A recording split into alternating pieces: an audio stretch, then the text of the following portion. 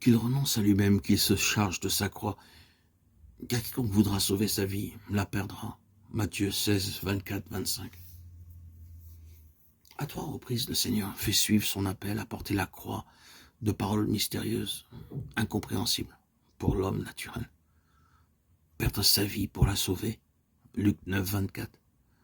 Lorsqu'il parle du grain de blé qui doit mourir pour porter du fruit, il se sert à peu près de la même expression. Celui qui aime sa vie la perdra, celui qui hait sa vie en ce monde la conservera pour la vie éternelle. Jean 12, 25.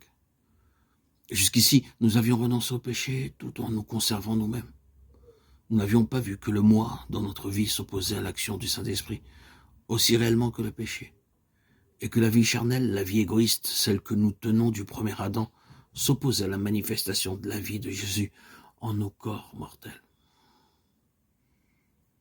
Qu'est-ce donc que cette vie que l'homme perd en cherchant à la sauver? Qu'est-ce que cette vie que nous aimons au lieu de la haïr, ce qui entraîne sa perte éternellement?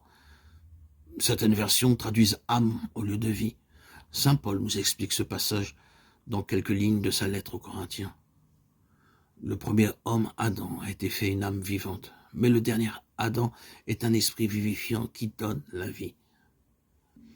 Le premier homme étant de la terre et terrestre, le second homme est le Seigneur du ciel, 1 Corinthiens 15, 45, 47.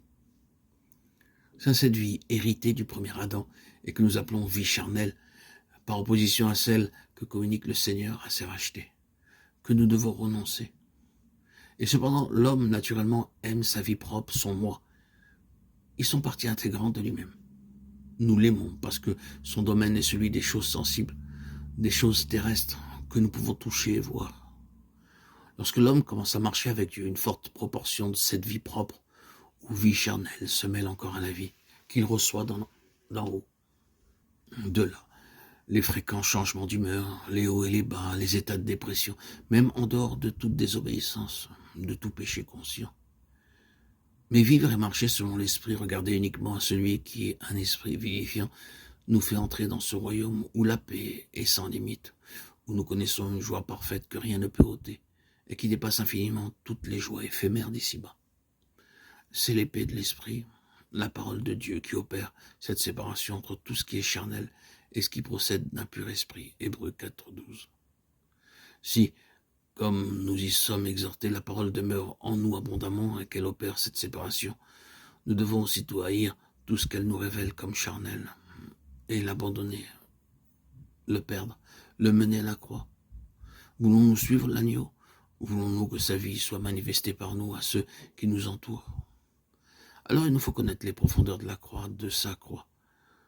Pour entrer dans tous les privilèges que sa mort nous a acquis, il nous faut renoncer à nous-mêmes, haïr notre vie propre pour que la sienne puisse se manifester. La mesure même de notre renoncement déterminera la mesure où la puissance de sa résurrection pourra s'exercer en nous. Nous avons renoncé à nos péchés pour mourir avec Christ au péché. Nous avons renoncé au monde pour mourir avec Christ au monde. Et maintenant, nous renonçons au moi, ce qui ouvre au Seigneur la porte de notre cœur et lui permet d'y entrer. Nous renonçons aussi par là à cette vie terrestre charnelle, source d'énergie purement terrestre, qui autrefois nous animait. Et portant toujours en nos corps la mort de Jésus, nous sommes amenés à puiser toujours davantage à sa vie qui se manifeste dans nos corps mortels et vivifie ceux qui nous entourent.